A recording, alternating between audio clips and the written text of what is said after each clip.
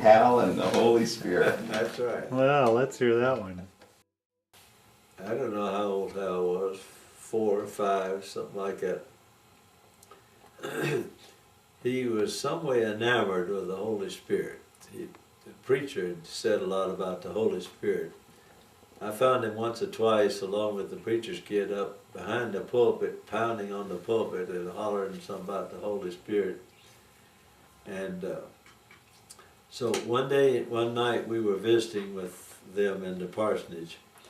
The preacher's little boy and Hal were in another room, and we heard a big crash, glass falling. We rushed to the door, opened the door, and before we said anything, Hal held up his hand and said, "Now don't say anything, the Holy Spirit broke that window." Well, suppose you tell us the whole story. Well, the whole story was that just as they went into the room, they saw the Holy Spirit duck into the closet. So the little boy closed the closet door, and Hal got a block of wood. And then on his signal, the little boy opened the door, and the Holy Spirit came rushing out, and just ahead of Hal's block, went through that window and escaped. Now, how could we, reprimand a child for something that we could see the block lying outside the window amidst the shards of glass of the broken pane, but if the Holy Spirit did it, what could you do about it? Hal often came up with pretty good ideas.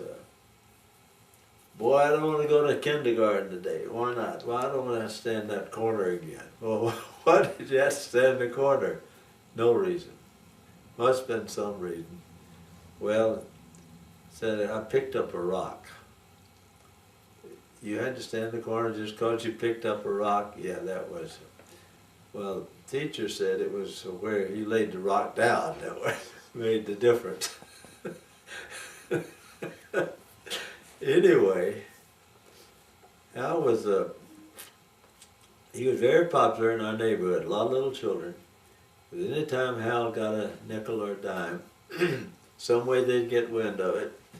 And so there'd all be a little troop of them going up to about a block and a half to a little store. And they could buy penny candy. And Hal would shuffle a dime out on the counter and stand back like the big one, and the children got a chance to pick out penny candy. So he was quite popular.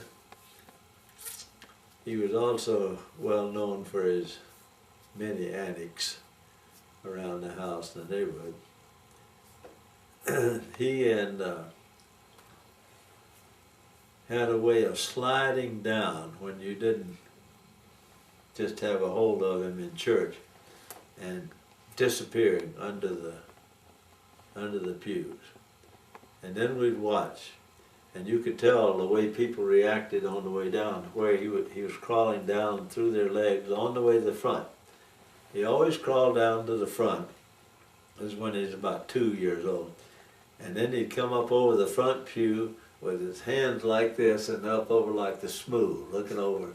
And Dorothy'd give him a signal, and he'd come back through the same way like that.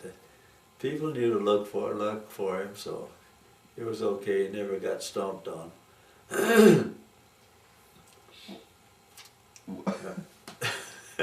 What's Hal and the Gophers? And the what? Hal and the Gophers. Well, let me tell you, did I tell you about the bus driver, though? No.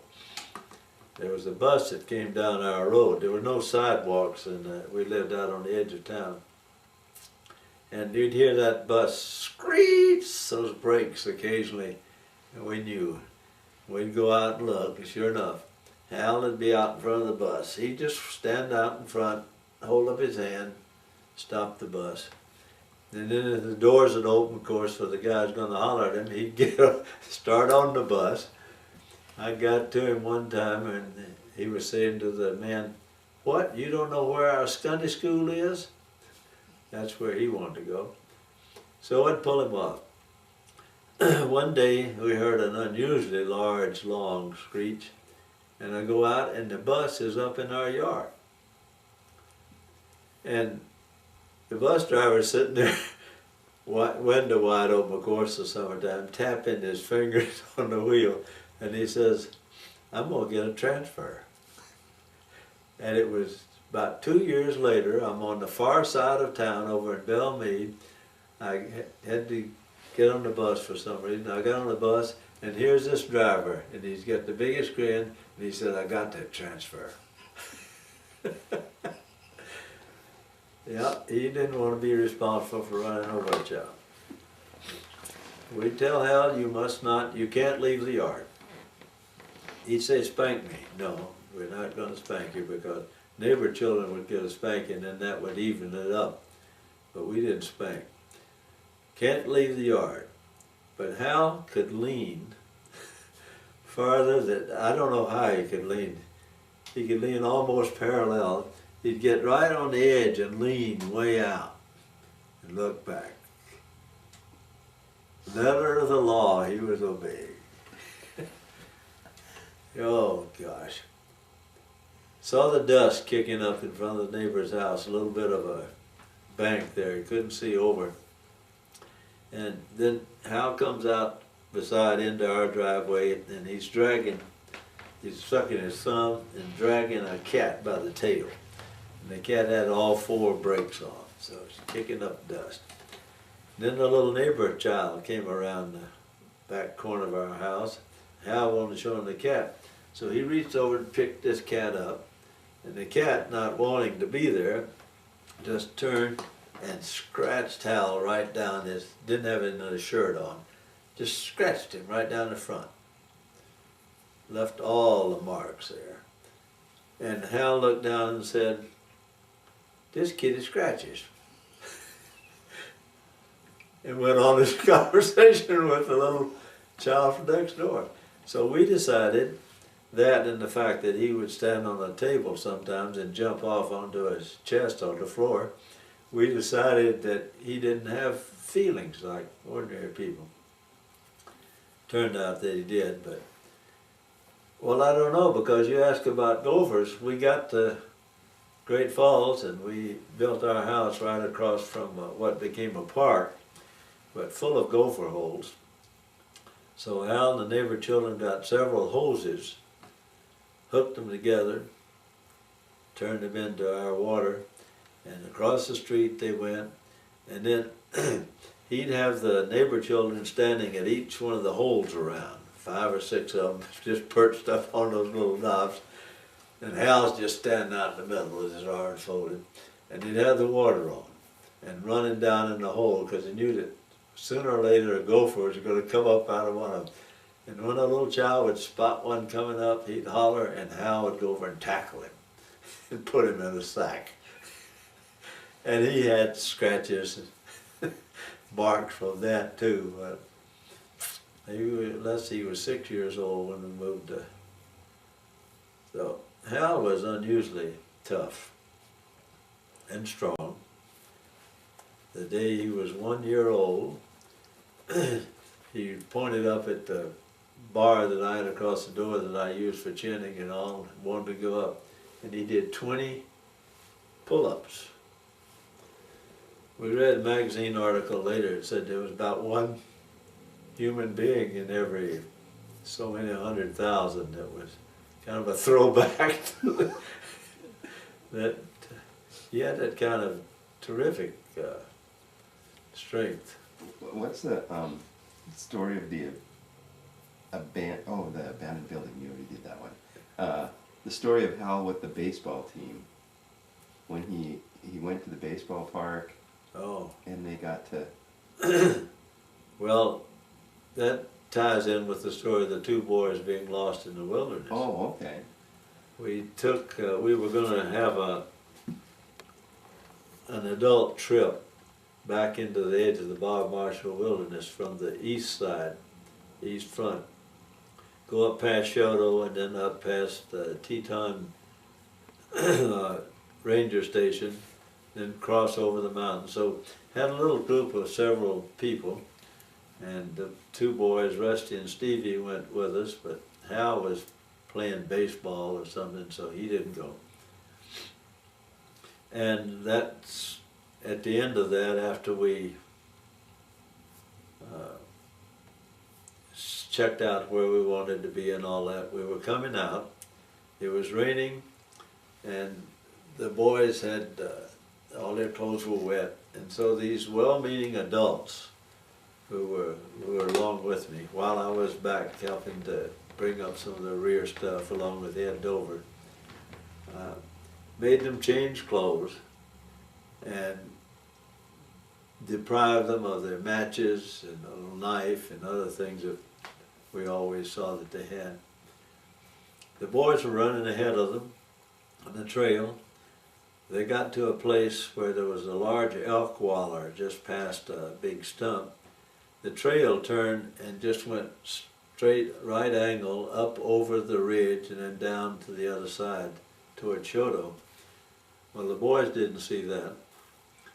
The people behind talking, visiting with each other, didn't notice that the boys' tracks weren't ahead of them, even though it was muddy. So when Ed and I got down to the ranger station, about 5-6 miles down the other side, just about dark, they all rushed out. "Where's the boys? The boys?" "Well, not with us. Where? We don't know." So I said, "Well, I'm going to go back." And old Ed Dover, whose legs were already hurting, and he said, "I'll go with you." And I said, "Well, what can two people do, you know, that one can't?" He said, "Two people could keep each other company." So we went back another 5-6 miles up over the divide and down in. We looked, and just at dusk, I found one grizzly track over Stevie's little footprint. So we knew they were in that kind of an area. Well, there was a kind of a cul-de-sac area. It was famous, that we found out, for being the largest concentration of grizzly bears on the continent in that area. Well, anyway, we didn't find them, and that's a big story. They spent the night there. It snowed on them and everything else. Rusty had burrowed out underneath a juniper tree and put Steve in a little hollow, and he laid down over him, and Rusty ended up with legs that were dead for a long while. But anyway, there's a whole big story about all the guys looking for them and everything else. Including my visit to the Sheriff Delwo, and about 2 o'clock in the morning, he says to me, "Can you describe the two little boys?" And I can remember saying, "Well, just any two little boys you find out there, bring them in and we'll check them out." It happened that the two boys noticed fire and some smoke that a game warden and a ranger who had gone out ahead the next day about noon or a little after. And so the boys ran into them. These guys had taken what they thought were 3 days' provisions for eating. And when I finally got to them later on that day, they said, "It's a good thing we can leave now, because this kid," pointing to Stevie, "has just ate us out of all of our provisions." Stevie would eat, and he would say that was lunch yesterday. He'd again, "That was supper last night." And then he'd eat again and said, "That was breakfast this morning." And then he got up to noon, and he was still going good. But anyway, to get the Hal's part, Hal wasn't in on it. They got big newspaper coverage and all like that, you know. And too bad that Hal had to miss it. Well, he didn't miss anything. He had gone with some friends to the baseball game, the Great Falls team playing in the summertime, and for some reason they were given a prize for the 100,000th fan through the gate for the Great Falls team. And clicked just as Hal went through. That was it, and the policeman got it. Well, Hal had a run-in already with the sheriff for dropping some rocks off a railroad bridge onto cars and stuff, so he was kind of apprehensive about that. But in this case, they took him up to the top of the stands where he could help to broadcast the game. That was, and he won a suit of clothes for his father. So we get home, and Hal's pictured in the paper. The boys have a little story about themselves, but Hal's got a big picture in the paper. So I asked Hal what he would have done. He said, I would have come out of there. How would you have come out? He said, I'd have started right downstream. Said, if you go downstream long enough, you'll come out. Which would be true. In that case, it would have meant trailing the middle fork of the Flathead all the way through the rest of that area, and then he would have come out to the highway. I have no doubt that he could have done it, but we'd have been several days looking then for him. The boys were gone just overnight and then until the next day around noon or so. Yeah. Okay. And no adults found them, right? They found them. They cut themselves out. The whole story is I went into town to report it and see if we could get some help. The 4th of July is a big day in Shodo for rodeo. And these guys, I think all of them who were going to be in the rodeo the next day because of the big crowd of them, came out, drove all the way out there and brought their horses, and they were going to go out and search. And they'd been drinking a lot by then, most of them. There's a crowd I particularly didn't want out there looking for them, but they were going to go. In fact, some of them started up the trail. And then for some reason, a sheriff's deputy comes up, drives up with the message that the flying service out of Missoula, how they would have done it, I don't know, a helicopter had picked up the boys. We never were able to trace that story at all. There's no basis for fact. So they sent somebody out to bring all of them back in. And Marshal Miller decided that Dorothy should be there. So on his own, he just beats it into Great Falls, gets Dorothy out there so she can worry about it all night. And they get back about 2 o'clock, and so the rest of the night we were able to stand there and worry and feel the snow and all that. Meanwhile, this game warden, and I think one was a ranger of some kind, had come in, and they said, no, we're not with this group. Said, we'll just go out on our own, and we'll find them. We know the area, and we'll take care of it. And that made me feel a little better, because they did know, they knew where to be and what to do, and they were the ones that found the boys, or the boys found them, but they made it so they could be found. And I never got their names or anything, but that was something else. But I'll never forget that. I appreciate it. These guys had the rodeo the next day, and they'd paid money, to do that, and now they were willing to hunt for the boys. But I learned one thing there: don't ever get a big crowd of people to go out on a search in the wilderness. We'd have probably ended up with several of them lost and killed or something else. Just get 2 or 3 or 4 people who know the territory and carry on your search. Or go do it yourself if you know the territory. When you first came to Montana, what was the job that you were doing here?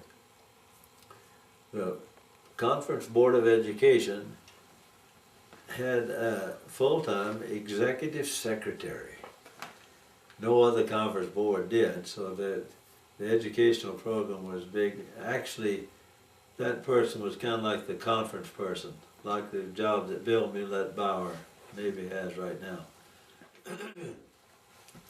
And so that's what I was doing. Sunday school work, stuff like that. I made the point to visit every church during the year. They had about 100 of them. And got well known across the state of Montana. Meet with teachers groups, stuff like that. And youth groups, because youth work was a big thing. We had large summer camps. We'd have 200-300 senior highs in a camp like at Lockup, and then another one at Kings Hill, another one at Flathead Lake. Then we'd have middle school or junior high camps as well as junior camps. Big camping program. Every minister was expected to spend at least 1 week in camp with his kids every year. People who developed camps didn't think that was a good idea because you wanted to have a trained, select staff, you know, and not just all the preachers there. But at least that gave us people to be counselors in the cabins, and it kept every minister in every church aware of what was going on in the youth program, and they got a chance to be for a week, you know, with their kids. I thought it was a good idea. That was in vogue even before I came here. And, well, it was just a great program. The pastors all got to know each other. We also had pastor school, we call it, at the end of every summer. Most all the pastors and their families came. Like we'd meet at Luckett Park, it'd just be packed with our kids, you know, got the Herbert kids and all the other kids. That's when we were finishing up the dining hall down there and tarring the roof when Robbie and Nancy got into the tar business. He was bellowing out one day off the roof, "Where's my tar bucket?" And a little voice from down below said, "It's not in the chapel." Well, we looked over, and here's Robbie and Nancy, both the same age, about, I guess about 4, standing there, 3 or 4, completely covered. They had painted each other with tar. You just see their eyes. It took about 2 days and turpentine and everything else to get them cleaned up. But anyway, we beat it over to the chapel. The chapel was a new little building that Reuben Dutton had paid for in honor of his wife. And at pastor school, which was going to come up right after this time we were there, they were going to dedicate it. Had a nice carpet down the middle and all that. We went in, and there up and down the carpet were little tar footprints that had been all over dancing. The front pew or 2 were painted, and the little altar painted pretty much with tar. And there was the tar bucket, all right, still there. And that's something that we never let them forget. How did you rehabilitate the chapel? Well, we had to burn that carpet. Reuben hadn't been up to see what all the finished thing was, so that was fortunate. And the whole work camp, at the time we were just finishing the work camp that had just built the dining hall, had to stop what we were doing and spend the whole day in there patiently cleaning, scrubbing, fixing. What we couldn't fix we had to dispose of, and finally got it and hoped that nobody would mention it to Reuben Dutton. Oh boy. And then you did have the dedication. Well, yeah, we went through with it, and the chapel was used later and all that, but Robbie and Nancy got to it first. They were two wonderful little children until they got together. And what one couldn't think of, the other one, they were just terrible. They just did so many things I can't even recount all of them. Later on, when I was over, I guess about a year later, Robbie was sitting in a big overstuffed chair in the parsonage in Missoula. And Hugh said, "Robbie, this is George, this is Nancy's dad. You like Nancy, don't you?" And Robbie just did one complete somersault sliding out of there as he said, "No." That was the best body language I ever saw. Do you remember any other little mishaps that they got into? Oh yeah, that same chapel. Later they had a box of matches. And fortunately the matches didn't light anything except just burned out and left little marks here and there. Oh, anytime we looked around, either family noticed they were both gone, we all went on an instant alert. Nancy was kind of a little bugger when she was just 2 in Nashville. I pulled up to a gas station, a hot summer day, the back window is down, Nancy standing there, and a guy comes across, and I hear Nancy say, "Get a move on, bustard."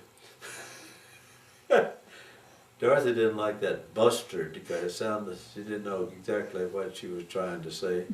But yeah, Nancy was just like she is now. Same.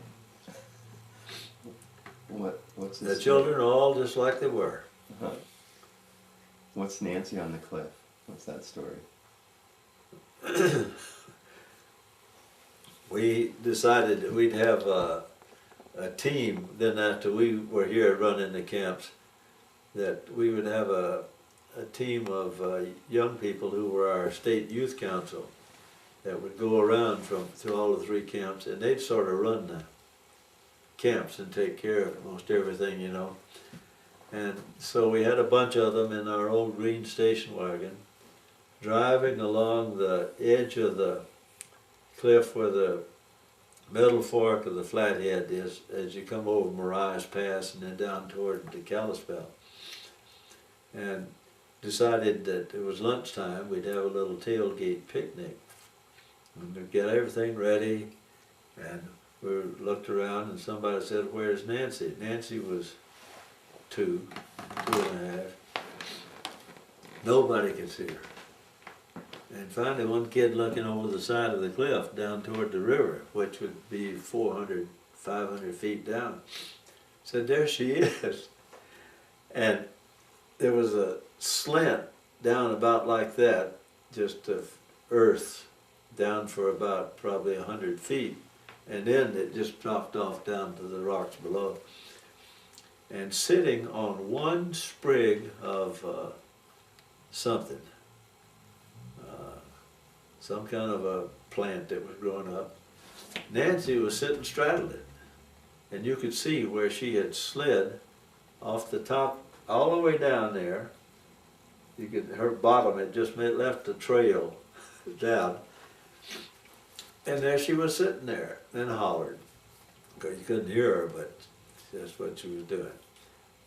So I had to go down that deal, and I'll tell you, every footstep and every handle going down, you know, you're just thinking, oh.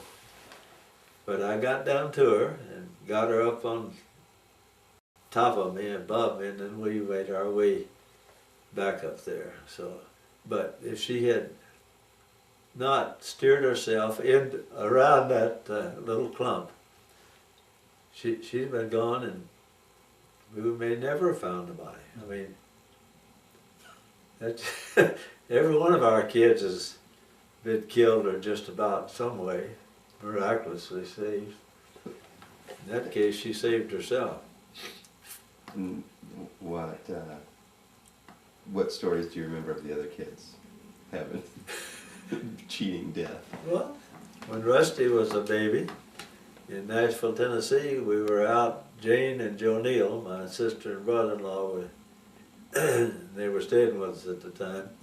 Dorothy and I, we had a little picnic out along the bend of the river. I'm swimming out in there, and Rusty's sitting on a rock at the edge of the deal, and then so Rusty decides he'd swim. He just launched out. Well, here he is, the current is carrying him along the edge. Fortunately, keeping him in is on the bend. I can't get to him. I'm trying my best. Joe Neal, though, is able to run along the edge, and it's where he finally got in to reach out to get Rusty. He could still stand up. He was still just in his clothes and grabbed Rusty off, but we were lucky to have somebody there. About the first day we hit Great Falls, we went out to Giant Springs, and while we were all there, the family around, somebody hollered, "The baby!" Stevie had gone into the Giant Springs off of one of the deals, and all we could see was the red hair on top of the... And I remember that very well. There was a big, kind of a fat fella standing there drinking beer. And I saw him. I was so far over and I had to go around to get to where he was. This guy just jumped in. The beer went out one way. He got that child and he grabbed him and held him up to somebody else. And he was coming out before I even got around to the other side of it, and he disappeared. I never had a chance to thank him or anything. But I'll never forget, he's going in and that beer, he just turned loose of it, just like that. So Stevie would have not been with us if it hadn't been for the help of a stranger. Of course, Hal, several times, including the day Stevie was born. Polly and I, and Rusty, and Hal was obviously just 2, were out at Shelby Lake, and Polly had her camera taking some pictures. She's got pictures of this. And Rusty and Hal on the edge of a bank, it'd be about as high as the roof of this room, looking over at a fish that was just flopping, about to die, and like that. And Hal got so interested that he went right on over. Rusty didn't say anything. I just happened to look over, and there Rusty looked over. I said, "Where's Hal?" I said, "Hal got that fish." Well, I ran over to the edge and looked, and there's Hal's feet sticking up out of the mud, just like that. Straight down as there he went. He buried that fish. But so I jumped in, and I went in about this deep into the muck at the bottom of that shallow pond, grabbed Hal by his feet and jerked him up out of there. He hadn't even swallowed it. He just went. I don't know how long he'd held his breath. He didn't break. I wonder he didn't break his neck or something. So then he started to cry and holler, of course, and so we had to get him cleaned up. And Polly has pictures, we still have them, of Hal and of me standing there with the mud up past my knees. So, had been, a few seconds later, we wouldn't have had Hal after that one. But it's not to mention the time he slid down the cliff out by the South Fork of the Flathead, and as he came by, I launched out and stopped him before he went on down. Then we had a terrible ordeal of scratching our way up to the top of that cliff. At which top Jerry Thrush and Bill Cliver were standing, fortunately, to be able to help us to help us up out of there. But I was sore for another 2 days, just having strained so much. Oh, well, and you hear Hal tell us some of these adventures later that he doesn't really remember, but has heard about. He makes the story even better usually. And Hal has other stories of when he was. I mean, you have other stories of Hal when he was in Great Falls and Like shooting the BB gun. The only time I really got angry with Hal, I drove in the driveway just in time to see him shooting Jackie Flynn. And Jackie Flynn is kiting up the street as fast as he can go, a big heavy boy about twice Hal's size. And Hal is shooting with the BB gun. And I got out and just collared Hal, put him down on the ground, I didn't want him to. And I started to say something, and he says, "First look at where he shot me." And he showed me his back, and Jackie had been shooting him with a BB gun. Finally, Hal got tired of it, took the gun away, and was doing him. We looked out one day and we saw Hal and Jackie going out across behind their house on the opposite side of the street, lugging a case of whiskey in between them. It's all they could do to carry. They're going to go out and bury it. Because Hal was quite a temperance person who was always trying to get Jackie's dad to quit drinking beer. He advised Jackie one day, he said, we'll go up on the bridge, 10th Street Bridge there in Great Falls over the river. That you stand up on the rail, and when he comes, say, you tell him you're going to jump if he doesn't quit drinking beer. That kind of stuff. One day their front door opened, and this boy Hal comes hustling out of there, and he gets all the way out to the sidewalk. Then he turns and he hollers back, big Jack Flynn is standing there, "You wouldn't be so grumpy if you didn't drink beer." And then he beat it on into our house. Yeah. quite the temperance worker. Oh, he and Jackie was twice his size, but every now and then Jackie would just try to do too much to Hal, and then Hal would take him down. I think that's where Hal got into wrestling. There was another boy named Ted Wiseman, also about twice Hal's size, that he'd like to wrestle sometimes, but Hal always took him, so time Hal got to high school, he wasn't afraid of any big boys. He'd wrestle heavyweight as well as 180 or whatever he wrestled. What was the story of Hal and the croquet mallet and Rusty? Stevie. That was Stevie. Oh.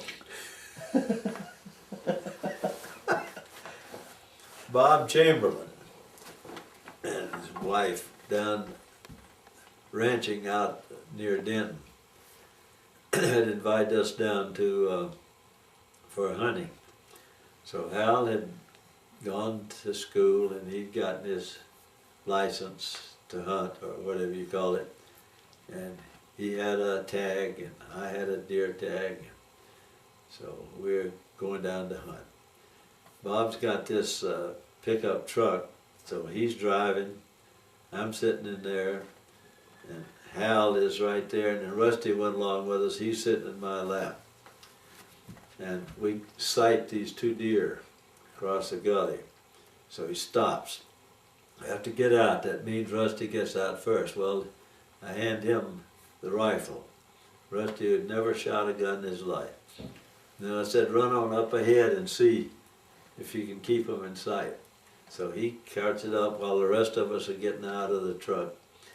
And he's up ahead and I holler, can you see him? Yeah. Well, shoot. And he pulled up. Can you still see him? Yeah. Shot again. Only 2 shots, I'm sure, that he's ever taken in his life with a rifle. We get to the top and there the 2 deer are down on the far side of this gully, which I can remember dragging down and across. It was really quite a chore. So, there's my tag and there's Hal's tag. Gone, and Hal had that chance to shoot it off. Well, Bob says he's got to tack it on, we'll go back. So we go back. Well, Rusty doesn't want to go anymore, he's through. I mean, what is there to this? There's nothing to it. So the story is that while we were up hunting, when we come back in, on the way in toward the house, we meet their car just coming down the road, lickety-split. They stop, and they're on their way in the hospital. Well, why? Well, there's Rusty bleeding. He had been tossing a ball to Stevie. They didn't have a baseball bat, so little Stevie had a croquet mallet, and as he swung, he let go of it, and it went circling around. Whoom! Hit Rusty right in the mouth. Well, turned out it took 27 stitches in his tongue. But the funny, and then Bertie Chamberlain described it. Dorothy, you know, there's a big commotion, a holler outside. Nancy is out there hollering like everything. As she comes out, the nurse, she happened to be a nurse, she comes out, Nancy grabs her around the leg, she said, and held on. She had to walk with her out to Rusty to get it. Dorothy practically faints, she stands there. So she gets them all together and staunches the blood a little bit, as much as she can. They get in the car and they're going. So we follow them into Lewistown. So we get to this hospital or clinic. There's no doctor. And so they call the doctor. And the doctor arrives, and the doctor is drunk. I mean, he's shaking, drunk. They sit down, they don't go anywhere, just in the lobby. Sits Rusty down, and he sits down, reaches into that bag of his, and pulls out catgut, I guess, or no, about that long. And his hand just shaking like that. And I'm starting to say, no, no, no, no. And Bertie says, this is when he's best. If he's not drunk, he's no good. And that fellow sat there, nothing clean or anything else, and he sewed up Rusty's tongue. And he put 27 stitches in his tongue and his mouth. And when it was done, there was nothing, no infection ever. Rusty never had any trouble with it. It was a perfect operation. And I don't remember that guy's name, but oh boy. Well, then, So that wasn't there another story though about Rusty and Hal chasing each other with a baseball bat or a Hal chasing Rusty. Hal? In our house in Nashville, you could go around. You'd come through the living room, dining room, kitchen, our bedroom, a little bit of hall, back around.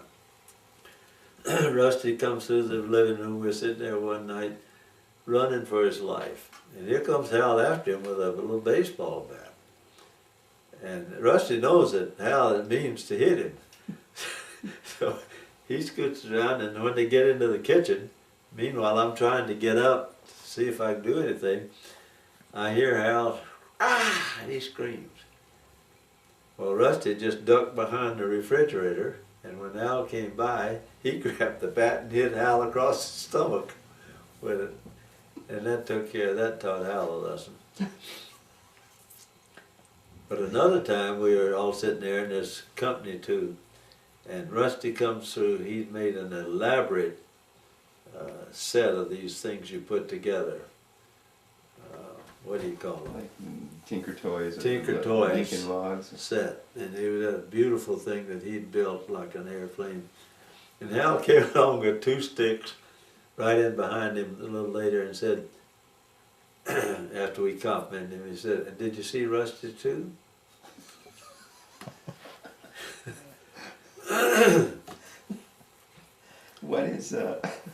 What's Hal in the mailbox? The mailbox, well, well, for one thing, Dorothy went out to the mailbox one day, our mailbox, and found a whole nest of birds, of magpies, little magpies that he hatched there. But I think that refers to the time that he's riding his bicycle. and he ran right under a mailbox that stuck out. Happened to be in front of a doctor's house there right by the golf course, and just split his head open, you know. And I can remember when we got there for that, all the little children are outside looking through the windows, and Hal is inside getting his head sewed up. So, but At a doctor's house somewhere? yeah, he was, in fact, a brain surgeon. This fella, he was good at sewing. So, You can't tell. if you would examine Hal's head really carefully, there'd be remnants of all kinds of stitching and creases where he's been hit. That reminds me of the time you were out backpacking and somebody fell and hit their head and had to have an operation. Oh, that was Doc McMahon. Right. Yeah, that was going down the down through the Bob Marshall, South Fork of the Flathead. Yeah, he had to take his, I forget what it was. He had to take his pocket knife that he had, Or a honey knife. fishing knife, and Do brain surgery on his son. Yeah. do the operation. I forget what it was, but he, He fell off a horse, I think. the old kid Doc did. is still, yeah, probably, Yeah. old Doc's still kicking. What was your experience when Hal was in that car wreck? How did that come to you? Was that Thanksgiving night? I think it was. He was with Mike Cottingham and a boy named Davis. And Hal had just recently, within the last month, had been the best man at both their weddings. So they were young adults. And as they were coming over the bridge between East Helena and Helena, a car of kids that had been drinking moved out into the lane and to pass another car and hit them straight on. Killed both of the boys. Hal was in the back seat. I think they had to use the jaws of life or something to get the car from around Hal. And happened that a boy that he had played ball with in high school was now an officer who helped to save his life. Anyway, they got him into the hospital. But we got the call, and I forget who called, but they said that Hal had been killed. They thought Hal was killed and that the others were in the hospital. We went beating it out there, Dorothy and I, and got there and found out that Hal was the only one that wasn't. But he's lying up on the emergency table with blood running, and the nurses, there's a nurse at each end with squeezing sacks of blood, because as fast as it's going in, it's going out. He had so many wounds. He had his jaw broken 4 places, and that was a mess. And of course, teeth knocked out. You could look right down his throat. His right leg, bones sticking out. It was in terrible shape. So they had one doctor who was there working on the leg, and another doctor up here, it turned out to be Dr. Ditchy, was the one that finally did it. He was a young man then. But anyway, the doctors that were there kept checking to see if his neck was broken. They were just sure his neck had to be broken, or something caved in up here. And they finally decided that it was just because he was so strong. Hal always says that wrestling. That's probably true. That, you know, he was so strong here and here that they expected the condition he was in and where they'd found him to be at, you know, all kinds of trauma through here. Wasn't. But he was knocked out. That was the end of November. There's another two and a half months or more before he could understand what was going on. They had him in a big Rube Goldberg kind of thing. Had his leg up, and and he had 80 pounds of weight down on the far end pulling down. And Hal one night, he said later that he thought he was going through a pinball machine. So he reached up with one hand, pulled on that bar, lifted himself up, and with the other hand, he undid all of that stuff. And the nurses, when that 80-pound hit right outside the nurse station, they didn't know whether it was an earthquake or what. And of course they come rushing in, and then they had to redo his leg, put it all the stuff back together again. He got so he could talk to you, and you could talk and visit, but he wouldn't remember anything. It was up in April or so before he got out of there, and in his fashion, he decided that what he had to do was to take a long hike and rebuild his strength. And he and Danny Holla took off, and they went pretty much the length of the Spanish Peaks down south of Bozeman. After a couple of weeks, it came out. It had worked. I was getting back toward normal with his strength. That was that. I had to have the funeral of the two boys. The worst part for me was that I was the one, of course, that was elected to call the Cottinghams and the other parents and tell them that their boys had been killed in that accident. Then I had the funeral for both of them. But there you are. What do you remember of that experience, doing the funerals? Well, that's pretty hard. The boys were all close. They were the three closest friends, and Hal lost both of them. Hal didn't know it at the time of the funeral, and he didn't know immediately that the two had been killed. That was a pretty bad experience, of course, for him. But he regained, apparently, all of his strength and agility and everything else. Wasn't there a similar story about Polly being in a car wreck or something like that? And Yeah. what? Polly was up here visiting, and there was a young lady who Polly and Bob had sort of taken under their wing at Rocky, and they were talking. They were driving up from the train station, and the young woman was driving, and she ran through a stop sign, and the side that Polly was sitting on just got blindsided with a car wreck. Brought her up to the hospital, and there was a young fella. It must have been a weekend because doctors were mostly gone.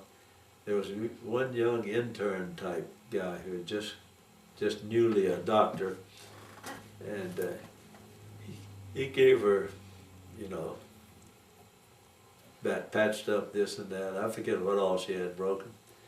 And he said, in an accident like this, he said that the spleen may have been injured, and if it has been, it's going to be fatal for her. Should we do something about it? And I said, yes. I'm the father now, I suppose, or whoever to take charge. And so sure enough, he saved her life by that operation. Now she's in real terrible condition and having to just, day by day make it. The doctor that was the guy that this young fellow was working with, Dr. Sims, was her doctor, and he was doing well. And after a week or so, he had to leave town. And he said, I'll have my partner, Dr. Harper, take care of her. I shouldn't be calling names probably, but yeah, it's all right, Jack Harper. Had quite a reputation already, and I knew personally of at least one person that I was sure that had died because of his operations. He was the kind that he'd go right in to look for, you know, didn't know we. Well, anyway, and it's the only time I've ever really stood up for something, really. I said, no, we won't have Jack do this. Well, about a year later, he lost his license and all the rest of this because of malpractice. I'm sure that if he had got his hands on Polly, she wouldn't have been with us. But the halls of that old St. Peter's Hospital weren't that wide. And when I'd start down the hall to visit, and Jack Harper would come out of a room, and we had to pass each other, I would speak, Jack, how are you? He would literally face the wall and put his face right into the wall with his back to me rather than speak. I mean, Jack didn't forgive me for that. Mm-hmm. Polly was in the hospital, I don't know how long time, and gradually got over it, but. And the hospital at that time was like across the street from... Across the street, right where that home is now, that old folks home. I think I have to go, but there's so many things left on Haven't the... started, level. What's Caddo Mills? What? What's Caddo Mills? Or Oh. Cato Mills? Well, my friend Neil and Hester, that I'd worked with in the National Conference, went back down to North Texas Conference, became a pastor and got a church in a little town called Caddo Mills, Texas. I got there and he had just built a new church. And the church wasn't sitting exactly square with the streets, and I called attention to it and I said, church is out. And he said, oh, the church is exactly east and west. He said, but the town is 7 degrees off or whatever. But anyway, that's how strictly he was. I was going to have a youth revival. So I went up to the high school, and the boys were playing baseball after. And Needham said, told them I'd like to play. And it just happened that this was like a 7th period or something. And I got a hold of a good lick and knocked it into a window of the school, which was back past the end of the field. And it happened to sort of shower glass around a very unpopular teacher. The whole thing worked out fine. Then of course they had, who hit that ball, and the story got around, and well, so then a lot of them, big crowd of kids came to, and we had quite a successful youth revival. So that was a fortunate incident. Because you cracked the window, that made you a popular preacher. That's right. Well, yeah, I used baseball 2 or 3 times to, yeah. And you actually you spent time all around the world, didn't you?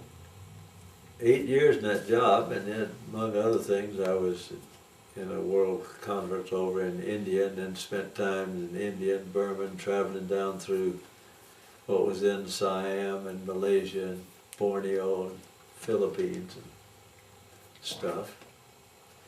Wow. I have to go. Yeah, I have to go too. Yeah. We all have to go. Everybody has to go. Has to go, So.